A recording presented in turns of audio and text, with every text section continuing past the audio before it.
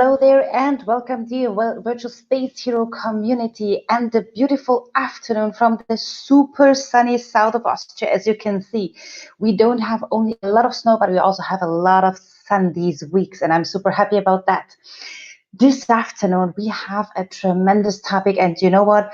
I feel already super fit this week. And you know why?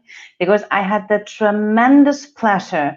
Only 2 days ago, I ran a fantastic webinar with Melanie Martinelli about the designer bias. So what do we need to consider when we design our learning program? And you know, Melanie is the co-founder of the Learning Gym. And that is also why I feel like super fit, because today I'm going to do more exercise on the topic with you together, because I have with me Shilpa Subramaniam, the other co-founder of the Learning Gym. And you know what we are going to discuss today? We're going a step beyond what we need to consider when we think about or when we design our learning programs. We are talking about what we need to do as facilitators, also during and after a training program, to foster inclusion in the virtual space. And with that, I'm saying again, hello to everybody out there. I see people joining from across the globe, but before we're going to say welcome to all of you, I'm putting Shilpa on stage, right? Because we need her here with me. Shilpa, go ahead. Hello. Happy to be included.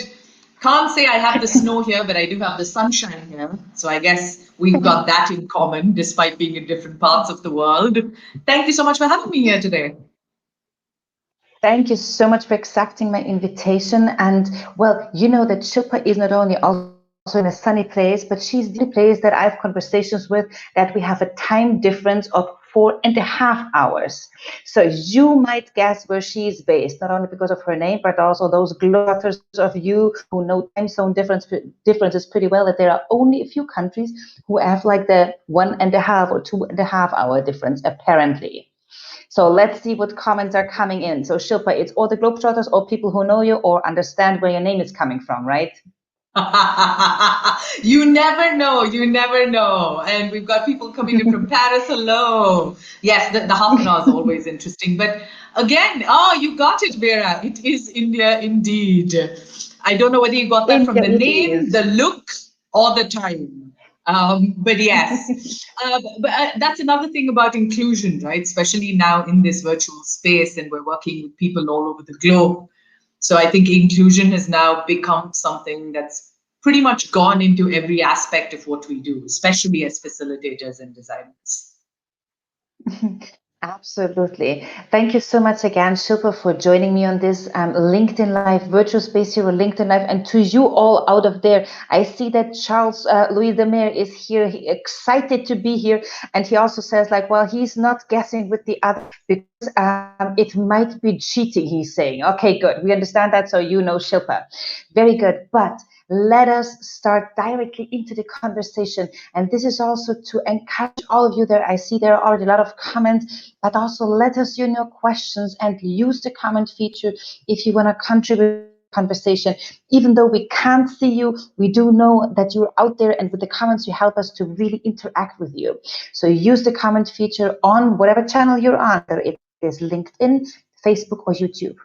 So Shilpa, I'm super excited. I feel like getting always more fit this week, which is good. The Learning Gym is here with me in the house. I'm super happy about that. Those of you who don't know the Learning Gym, it is definitely time to check their webpage out. So the learninggym.co, where Shilpa and Melanie are both founders, co-founders, and the learning designers that I truly admire. I've been following them for the past year, the virtual journey, and we only connected over LinkedIn, right? And when I saw that you also, with Melanie, developed something about designer bias and inclusion, I was super eager to discuss that topic with you. How did you come up with the topic inclusion and designer bias? Well, that's a really interesting question there, because for us, inclusion, both Melanie and I have been doing quite a bit of work in the inclusion space, lots of interventions with different companies across the globe. But it took us a while to also realize that that the layer of inclusion also comes up when we're designing programs, when we're facilitating. And this came out even more during, well, ever since last year, when there's been a lot more virtual, when we realized that inclusion is not just something that's a nice to have. It never is, but it became even more needed in the virtual space. And because our company works with different trainers and facilitators and teachers, we said, let's check whether this is something that other people are thinking about as well and want to do something. And hence we kind of came up with all of these different inclusion strategies, including the Designer Bias webinar, and so on. So it came from our own learning, but it came from a place of recognizing that we can't ignore this anymore. Absolutely. And it's fun that you're saying that, because I was a gender and age bias researcher, age stereotypes. That was my PhD. So I was always thinking about inclusion in the workplace. I was never a learning bias or designer bias researcher. Still, last year, when we went virtual, and as it happened to the Learning Gym as well, as you had a lot of experience, we had like a lot of requests. And the fun thing is, what I experienced after like the first 2-3 months, a lot of requests for impactful virtual trainings or memorable, which is totally fine, because also my motto is extraordinary and memorable learning. But we also know, and that's something that I became also more aware of it last year, that impact is impossible without inclusion. And that is also where my sort of interest was more challenged, and also my research interest in the topic. And therefore, it's fantastic to have you here to discuss that. Let's think a little bit about what we were discussing also beforehand, when we talk about designing and facilitating inclusive virtual training programs. So what are the key elements, Shilpa, that you would say to be considered before, during, and also after a virtual training program? Right. So before we start, though, just a quick note to Anna. Anna, shout out to you. I also get asked all the time where I'm really from, because apparently I don't sound like I'm from anywhere. So I feel you on that front. But to come back to this, when we look at inclusion in the training space, there are two areas that we can look at. One is design, and the other one is facilitation. And oftentimes people think about facilitation and they think about, okay, how can we be more inclusive from a facilitation standpoint? But they forget that the actual training design, which is your foundation, also needs to have elements of inclusion.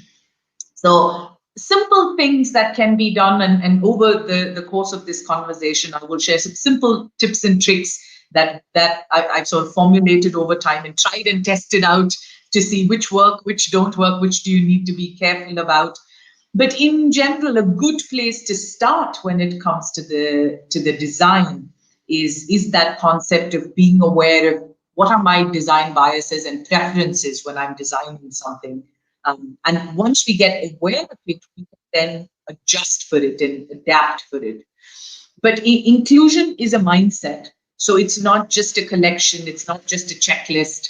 Unfortunately, sometimes you can't just say, I did this, I did this, I did this. It also means constantly being present to see what's changed. Is there something I need to do differently now, which was not part of my original plan, but is needed now to make everyone feel more inclusive? So I think cultivating that mindset and constantly being aware of it, no matter what topic you're facilitating, is the biggest key element, I would say. One thing I'm wondering now here is, because there is a huge discussion, I just had it 2 or 3 weeks ago with Cassie Labori about the co-producer or the producer or co-facilitator. That is much more important, even in smaller virtual learning journeys in the virtual space than in an in-presence training. So I was wondering that this is even good for us if we talk about reflecting on our biases, because the more we co-facilitate and co-design, we always have like this, we're always constantly challenging us. Right? If we're aware that we should be doing that. Yes, absolutely. And like we said earlier, in order to build that inclusive mindset, it starts with that designer bias. Here are some simple examples that I'd like to share with you of biases that we've heard from people, and sometimes we've experienced ourselves. One that we hear very, very often. It's a leadership program for senior leaders. We can't have activities in it. They wouldn't want to do activities. And this is one we've heard face to face, and the face to face one and the virtual one. And that's a myth bias that I definitely want to like debunk today. That is not true. It is not true at all. Another one that comes up quite commonly is people using the same sort of activities or the exact same activity across all of their programs, because that's one that they're most comfortable with and they like the most. They think it fits all sorts of situations. That's another designer bias that comes up quite a bit. So we've all got our comfort zones, but challenging yourself to say what works best for this group, for this situation, for this topic, for the objective that I want is a much better question to ask than what do I like. That's a very good point. So on one hand, we have ourselves that we need to self-reflect always on what we are assuming and what our assumptions are making us do or design for that particular group. And on the other hand, the co-facilitator as like a sparring partner. The question would be now, so how do you address, you mentioned a few biases and that is fantastic so that we are aware of those like, well, they're all C-level leaders, they don't want to play, they don't want to role play and stuff like that we many of us have in mind. But what other methods do you personally, Shilpa, to address your own biases?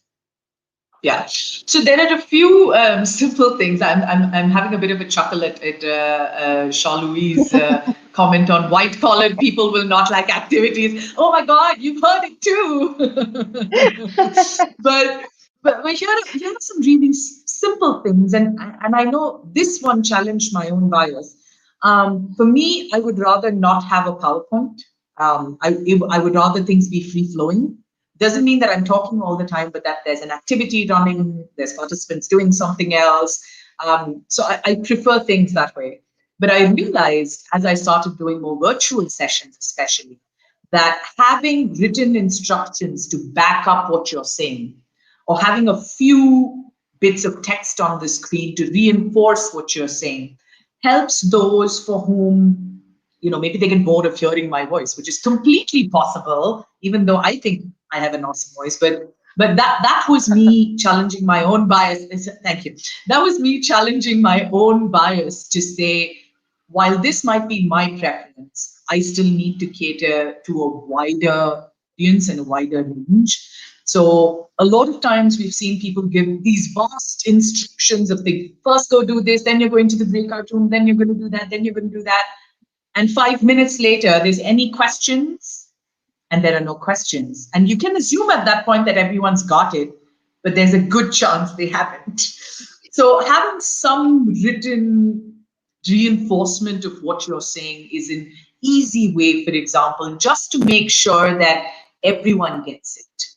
Another very simple tip is oftentimes, because of technological differences, let's be honest, we've all got those. Our participants come from all over the world, from different situations. Technology might not be at the same level everywhere. And if you're using an application where everyone's doing an activity, but we've got a few people who are not able to take part from a technology perspective, I think finding ways to include them in the process is really important. Maybe they're observers. Maybe they get a specific role that they have to do something and comment on it at the end of that specific activity. So these are things that sometimes you can't plan for, which is why I'm saying it's a mindset. So you have to look at it on the spot and go, okay, this person can't be a part of it. What can I do to include her on it? Absolutely. We were talking about having written messages, and it's a good point. On one hand, sometimes we struggle with technology, we lose connections, so we might not hear everything, or also language. Sometimes there is a language barrier where it helps if we put something into the chat, a main message, or our co-facilitator does, right? Absolutely. So a couple of things on language. One, we at the Learning Gym are huge fans of having a producer / co-facilitator on all of the sessions that we do. we've recognized tremendous value in it, because when you're facilitating, you might not be aware of everything that's going on and the dynamics of things, but your producers can pick up on that. So I'll give you one example. We were on a platform doing a session for a large group of people, and we came to know beforehand that someone in the session was hearing it. And unfortunately, on that particular platform at that time, there was no closed caption option.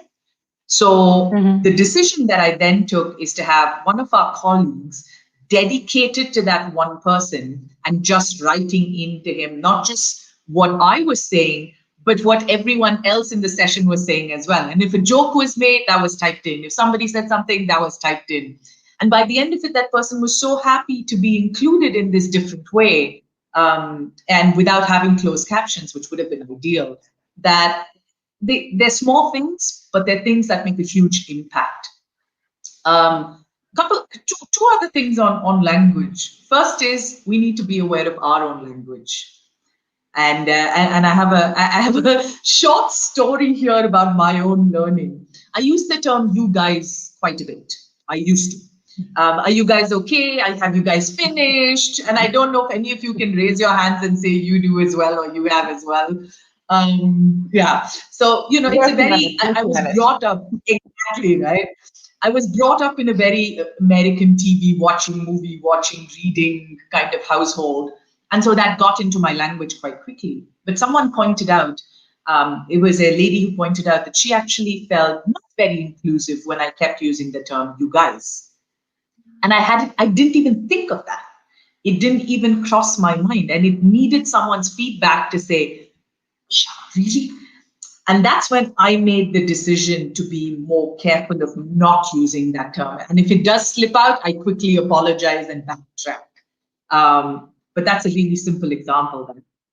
But I think it's a very powerful example that you're giving. And I think probably in English, it's even easier. I'm just thinking about German or Spanish or Italian as well. When I speak German, I started gendering my language a few years ago already. And in German, it is always because you need to say like that both genders for a profession, for example. So it makes it really longer, but I do it and I'm used to that. I'm also used to it in Spanish, although it's not as common in Spain, at least from my perception, but it is very, very powerful to make people feel included. And also, for example, if we think about what names or what examples we give, because that's also our stories, the story we share or examples we give, the pictures we use, those are all small elements, but super powerful, aren't they? Yeah, absolutely. And I see a lot of people sort of agreeing with the concept of avoiding language that might make other people feel not included. And to me, Barbara, if I can share, the biggest learning was not the fact that I was using the term. The biggest learning was the fact that we need to step back and say, maybe this only impacts one person, but it still impacts that one person negatively. So it's worth doing something about it.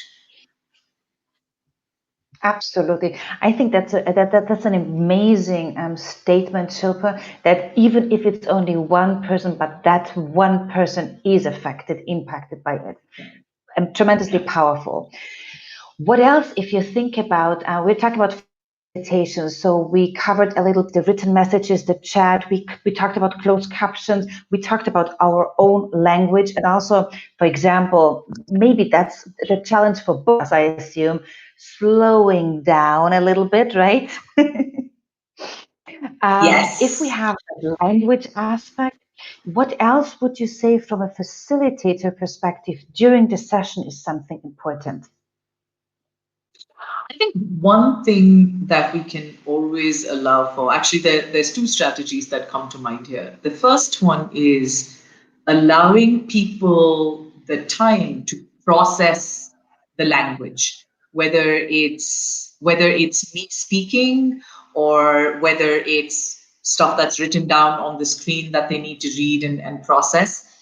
And oftentimes, and I don't know about all of you, but I know I've fallen into this trap.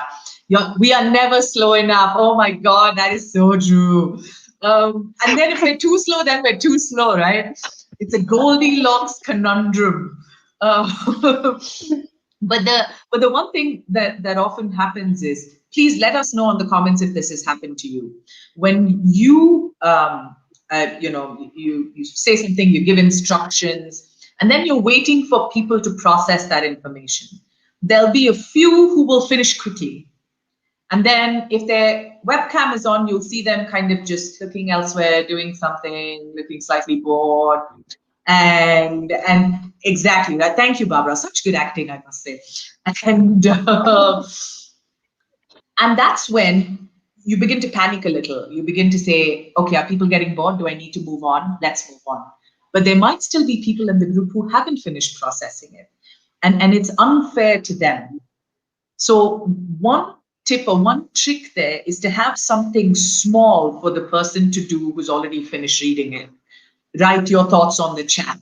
Open up that document and make your notes on that there. Reflect on it for yourself for a moment. So whatever little bit you give them, so that way you don't lose the people who finished processing it, but at the same time, you're being inclusive to those who need to take the time that they do. I love the example. It's a very important one because very often we feel the pressure of those fast thinkers in the group need to cater for their needs. But very often, and it happens to me as well, and very often, then we forget about those who just process differently. And that's a super important point. So you mentioned have a specific other task for those who finish earlier. I'm now thinking about that because the moment, do you send it to them then maybe privately? Because I'm just thinking if I send another specific task to them in the general chat, that brings more pressure to those who haven't finished processing yet, right? Yes. Yeah, absolutely. So you would send it on a private chat, quickly send them a message. And sometimes they might just respond to say, you know what, that's fine. I'm just thinking about things. And then you leave them to it. But I think having options available is really, really important. Yeah, asking who needs more time. Now, there's a cultural element to that as well. In not every culture will people admit and say, I need more time. Right? Because, I mean, are you admitting in some way that you're slower than others, which is true at all, but perceptions, right? So even though we do ask these questions, let's also have the add-on to get other cues. If the webcam is on, great, you can see the cues. If not, based on your interactions with the group, try and give them a bit more time than what they need. So on one hand, we could always use like the polling function if we have that prepared in the platform where we are. So we have an anonymous feedback, how we're with time. And also the being anonymous could help, for example, to not sort of make anybody feel uncomfortable. And there was an interesting tip 2 days ago, or comment in the webinar with Melanie. One of our participants said, well, what you could do is, for example, have everybody rename themselves in ...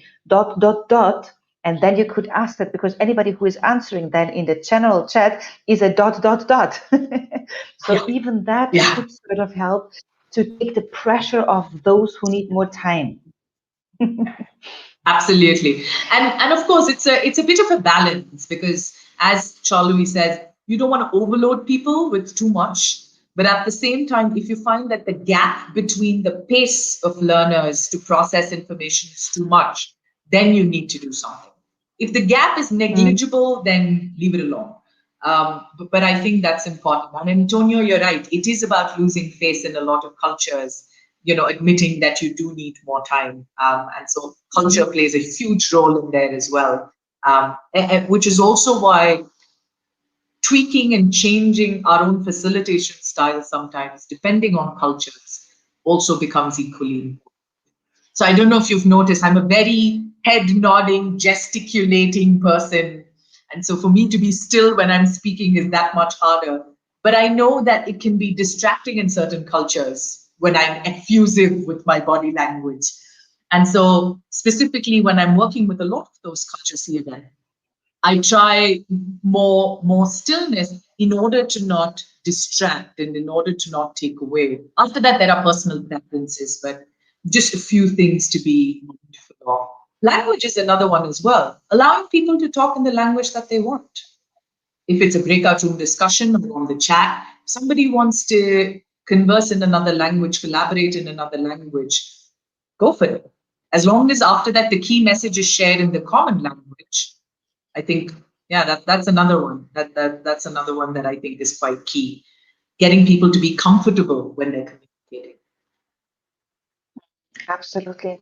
And I just want to pick up on what you were saying, because the aspect of gesticulating, that's also a little bit my thing. I just remember my first webinar, like, I don't know, 7 years ago. It went pretty well. But afterwards, the HR manager told me, content's fantastic. You were speaking not too fast, because that's always my, like, I'm scared about speaking too fast. But apparently I got that and I was gesticulating the whole time in front of my face even, so like making people even aggressive or something. So clearly that's something to take into consideration. But also, yeah, but also and I talked to a colleague about that, the digital body language is also something, and the way you facilitate is also something that supports the feeling of inclusion. And also keeping the space here. I know some trainers and facilitators who get emotional, and then they get really close to the camera. That could also be perceived as invading the space a little bit, right? Of our participants, and like, whoop, I don't really feel like I'm very comfortable in this. Fantastic. Yeah. If you think about, Shilpa, if you think about breakout rooms in general, would you say that there is something we should consider from an inclusion perspective when we organize rooms, when we facilitate breakout rooms? Yeah, so this is a tricky one, and one thing that I have learned that I find quite useful to do in that is reminding people before they go in how many people are going to be in the breakout room and how much time they have. Because if it's a breakout room where we want everyone to voice their opinion and share their views with each other or share their answers with each other, then pointing out to the time and maybe having a timer in the breakout room. Most platforms do allow, well, some platforms allow for that, not all of them, or making one person the timekeeper. Because the fear here is you will have the type A personalities, the loud people, all of them. Sort of take over the conversation sometimes, or keep talking so much because they're so interested. And then more than half the time's gone, and everyone else gets about 10 seconds, which is extremely unfair. And this might keep happening over time, and then the others might just stop talking at one point and say, please, by all means, go say what you need to say. So reminding people to say, 4 of you are going in, you've got 8 minutes, so that's 2 minutes per person. Make sure someone's keeping an eye on time. And I know this sounds like it's too much specificity or too many instructions, but from an inclusion standpoint, you're making everyone aware. You have to be inclusive in listening to everyone else's voices too. Absolutely. And I'm just thinking about Toasty, which is also a virtual workshop platform. And in Toasty, for example, if you have such group activities where you ask people to discuss for a certain amount of time a topic, in Toasty, you can even assign speaking time to each person so that you sort of try to democratize it beforehand. Or Jitsi, for example, in Jitsi, you as a facilitator, which helps you, but well, very often it's very clear who is the dominant speaker in a group or who are the dominant speakers. Anyways, in Jitsi, you have speaker statistics as well that you can check on, for example, which is really interesting. Fantastic. Yeah. Thanks a lot for the tips. Really good points. And there was one more thing connected to that, speaker statistics reminded me, and this is again, me challenging my own bias and also maybe all of yours. How many times do we have a tendency mostly to call on those who are on webcam, who have their video on? So does anybody have anything to say? And I can see Barbara's on her webcam. Barbara, would you like to add something? And especially if you have a group where, you've got a smaller percentage that are not on the webcam, you might tend to forget, you might tend to not call on them because you don't see their faces. That's human, that's the way our brains wired. So one thing that you could do is actually make a list of the participants in the session And I mean, if you really want to be inclusive, and actually put a tick for at least once that someone's spoken. So by the end of the session or during the break, if you go back to that, you should be able to see who hasn't spoken at all now. And maybe you call on them or you give them an option. That's what I say. If they don't want to speak after that, that's fine. But we give you an option. We make sure that we make sure we let you know your voice is important. Yeah, absolutely. And it's also Charles is commenting there. I usually say something along the lines of you have 10 minutes in the room. So if someone speaks for 8 minutes, then the others only have 2 minutes left. It's a very good point that we also use our power as a facilitators of the broadcasting messages to remind people in the breakout rooms of time management. Maybe it's also good if we assign, the group itself needs to assign a facilitator, like a moderator and a timekeeper, that also could help, right? And it's also fun because I know Anna is also using Toasty. Quite often the best thing is that you can see the statistics of who talked most. Yes, exactly. As within Jitsi as well, you can see that. Fantastic. Anna, to your point, I just hope that that person isn't the facilitator for all the sessions. That's another bias that we need to work on. It's my session. You need to hear my voice the most. That's another bias for us to work on. Absolutely. That's a good point. And I just remember last year when I had Joshua Davis here on my show, he said, and he introduced me to the quote that I did before. It is the one who is doing the talking is the one who is doing the learning. And we as facilitators need to keep that very present in our minds in order not to over talk our workshops, right? But really have people interact and talk. Fantastic. Yeah.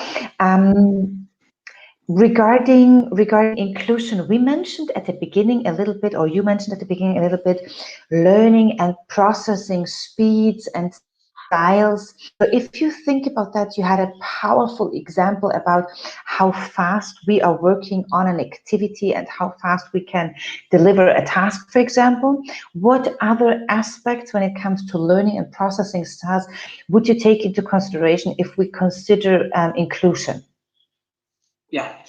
So, well, first off, in terms of learning styles, I mean, there's been enough research now to debunk learning styles themselves and preferences. But what still exists are communication preferences. We all have those communication preferences. Would you rather type? Would you rather talk? And so giving people options becomes important. The number of facilitators I've heard who say, but if they have the chat on while I'm speaking, then are they really listening to me? But is the point for them to process information? Maybe they process best when they're typing in, when they're having a conversation about it. So that's another, it's a bit of a setback sometimes to you as the facilitator where you're going, really? Like, are they still listening? You question yourself, but it's about giving people options. Have the chat open, have audio open. Give people both options. You can either speak up or you can respond on chat. Because you're respecting preferences, you're respecting communication preferences, and that becomes really, really important. Also, when it comes to participants' preferences, another thing that's key is technology preference and technology comfort more than preference. Not everyone is as comfortable with technology. Let's just be honest about that. And by the way, that does not depend on age. It does not depend on experience. I think it's just person to person. Again, the whole concept of, they're young people, they'll get the technology, or no, they're going to be seniors, they won't get it. So here's another example or a story which sort of proved this wrong. We had a client where I was doing a lot of sessions for the people on in the manufacturing plant. So there were people actually on the floor, working in the plants, working in the factories. And so I was told by HR beforehand, just use very simple technology. They won't be able to deal with any of the fancy apps that you use elsewhere. No Mentimeter, no Kahoot, no none of that. And I said, let's try. I'm going to do a few of these. Let's try. Let's see how it goes. And you won't believe it. Not only were they fantastic at it, they actually loved it. And that was their feedback at the end of that session, to say they loved that they got to use all these different technology bits. So yeah, I think we all are slaves to some of our biases and preferences, but challenging ourselves on it, having someone else give us feedback on it, might be a good way to,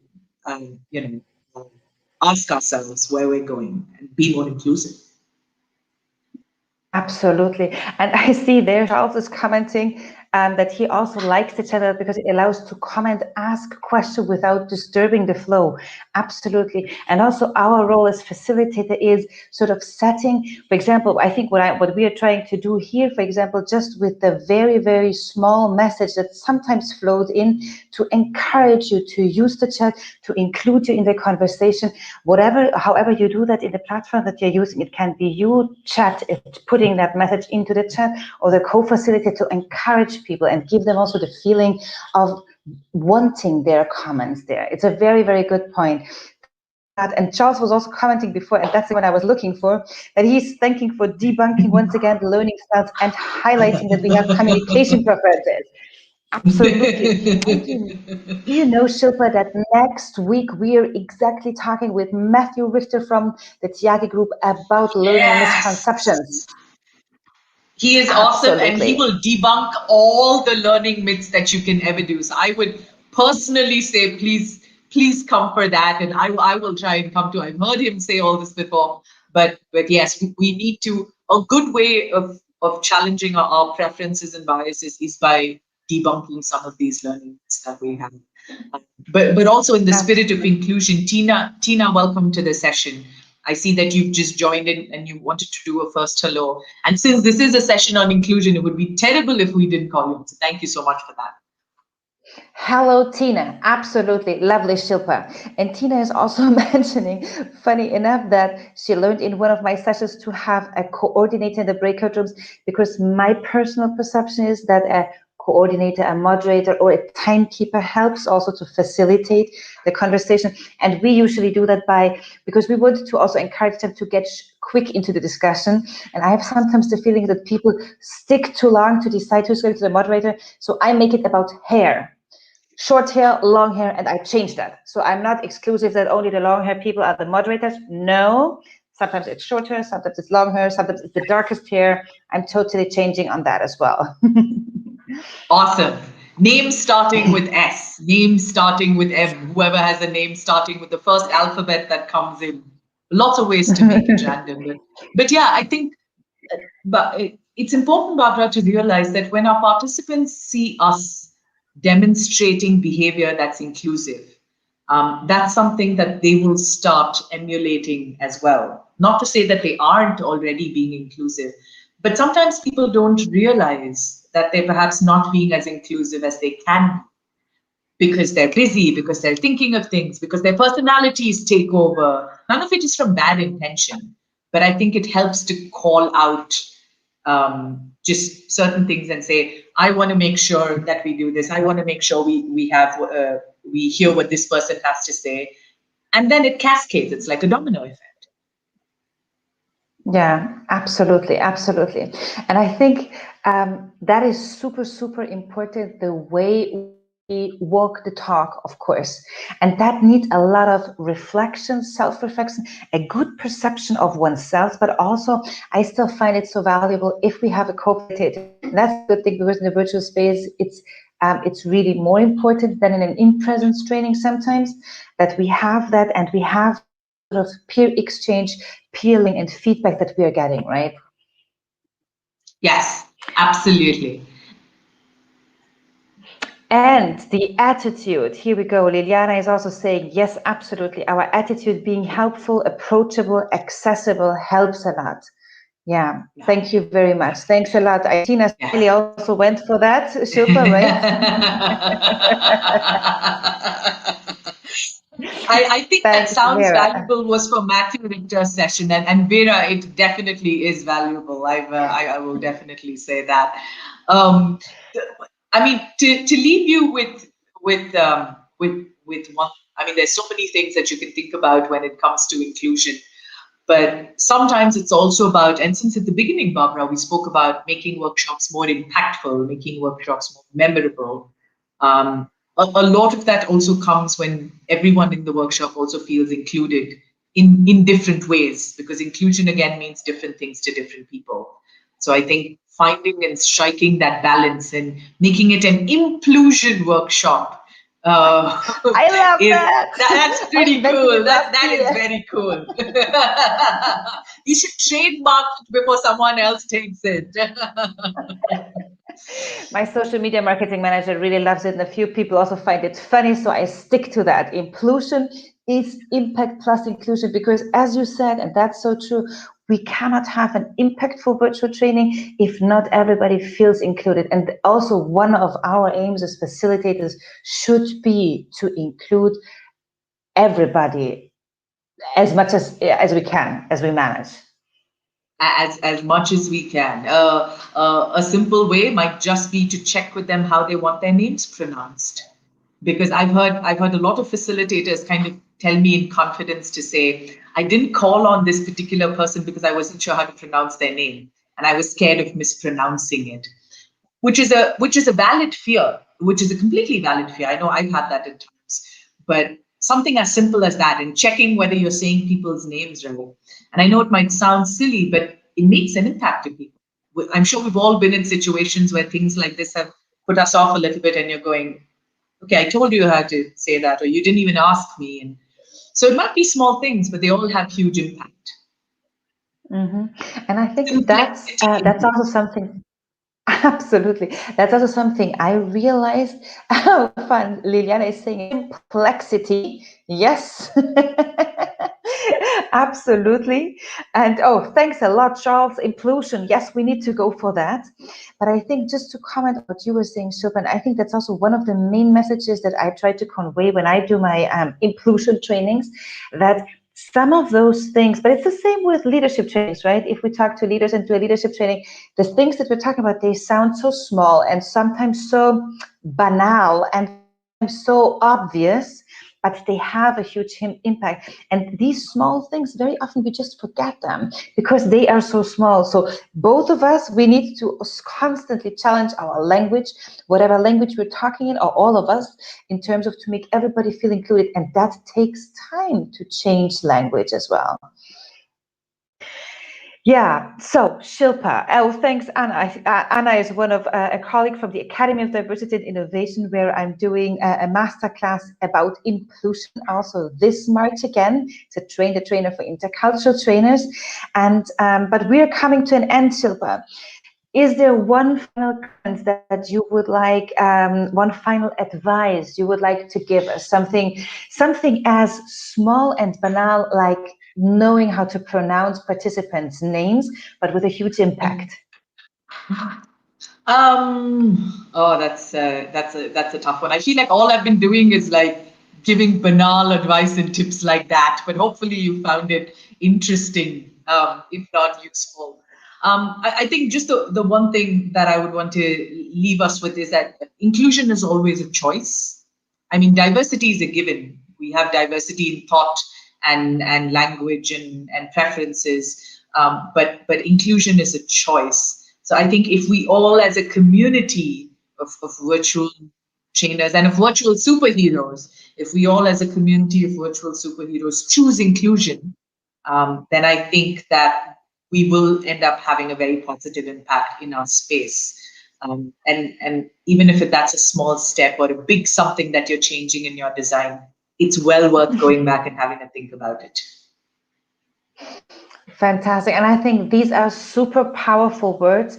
Thank you so much. And everybody, let's put your hands together. I do mine here. It was tremendous having you on my virtual space here on LinkedIn Live. I'm super happy that you accepted, that you took your time, 4.5 hours ahead of my time in this case. Shilpa, it was tremendous. We are in touch, and you know that I told you that I prepared sort of a virtual cocktail backstage. So I'm joining you there in a minute. Yes. Thank you all so much for being a part of this. And it was really fantastic having conversation with you, Barbara, but with also everyone else who's joined us. Some people that I know and others, new friends. So thank you all so much and have a wonderful day ahead, wherever you are. Thanks a lot, Shilpa, and see you in a minute. So all of you out there who of you are not connected with Shilpa, don't forget, in this post on LinkedIn, on YouTube, you find the Shilpa's LinkedIn profile. So just go there and connect with her. Check also out the webpage of the Learning Gym. The Learning Gym has also a company page on LinkedIn where they're always sharing super valuable content. You definitely should not miss that. With that, you know that I already sort of spoiled, well, it's not a spoiler because he's already in the webpage, Matthew Richter, from the president of the Tyagi Group. He is joining me next week in my LinkedIn Live. We are going to be live next Friday. No, I'm wrong. No, we're going to be live next Friday. Absolutely. I already have it here in my calendar at 6 p.m. and we're going to talk about learning misconceptions. And those of you who saw our LinkedIn Live discussion in January know that he still needs to uncover the secret or the riddle of the yellow elephant, or was it the green frog? I can't remember. I will check. But anyway, there was something that he wanted to explain us, and we're going to talk about learning misconceptions with him next week. You also know, and I hope you know that on my webpage you find all the LinkedIn Lives, already a guest lineup until June. So have a look there and put it into your calendars. YouTube channel, you find also all the recordings, as well as here on LinkedIn and on Facebook. It was tremendous having you with us. Thanks a lot for your contributions, for your comments, for your questions.